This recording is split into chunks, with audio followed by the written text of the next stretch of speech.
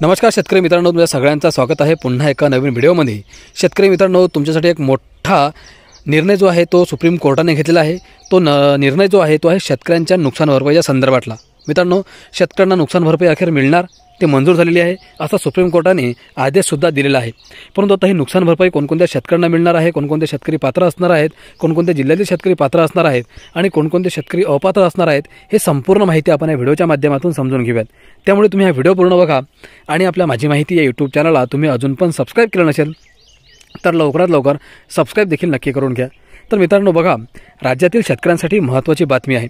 राज्य सरकारने शक्तीपीठ महामार्गासाठी चाचपणी सुरू केली आहे। या पार्श्वभूमीवर सर्वोच्च न्यायालयाने शेतकऱ्यांच्या जमिनीच्या संपादनाबाबत मोठा निर्णय दिला आहे।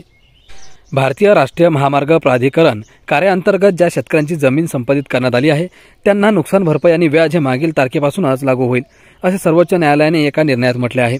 यासंबंधी सर्वोच्च न्यायालयाने 2019 मध्ये दिलेला निर्णय कायम ठेवला आहे। नुकसान भरपाईला परवानगी देणारा 2019चा निर्णय पूर्वलक्षी प्रभावाने लागू केला जाईल असे यात म्हटलं आहे। न्यायमूर्ती सूर्यकांत आणि न्यायमूर्ती उज्ज्वल भुयान यांच्या खंडपीठाने भारतीय राष्ट्रीय महामार्ग प्राधिकरणाची याचिका फेटाळताना हा निर्णय दिला।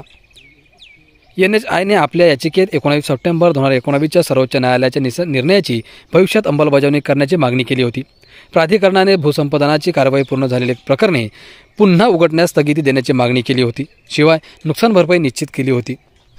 खंडपीठाने आपल्या निर्णयात म्हटले की अर्जदाराने मांडलेल्या युक्तिवादात आम्हाला काही तथ्य आढळत नाही। 2019च्या तरसेम सिंग प्रकरणात भरपाई आणि व्याजच्या यावर तर्कशुद्ध न्याय देण्यात आलेला आहे। परिणामी आम्ही सध्याचा अर्ज फेटाळण्यास योग्य समजतो। उदाहरणार्थ देताना खंडपीठाने म्हटले की 2019चा निर्णय भावी रूपाने लागू केल्यास ज्या जमीन मालकाची जमीन 31 डिसेंबर 2014 रोजी संपादित केली होती तो नुकसान भरपाई आणि व्याजाच्या लाभापासून वंचित राहील, पण हीच जमीन 1 दिवसानंतर म्हणजे 1 जानेवारी 2015 संपादित केली असेल तर तो शेतकरी नुकसान भरपाई मिळण्यास पात्र असेल।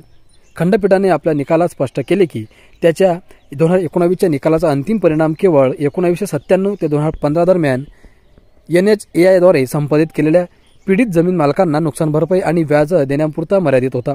यामध्ये आधी संपादित केलेल्या भूसंपादनाची भरपाई देत नव्हता, हे अन्यायकारक आहे।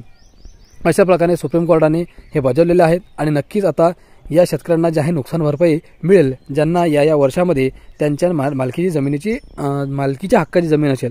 अशा सर्व शेतकऱ्यांना हे नुकसान भरपाईचे पैसे आता सुप्रीम कोर्टाच्या निर्णयानंतर मिळणार आहेत। अपेक्षा करतो आजची माहिती समजली असेल।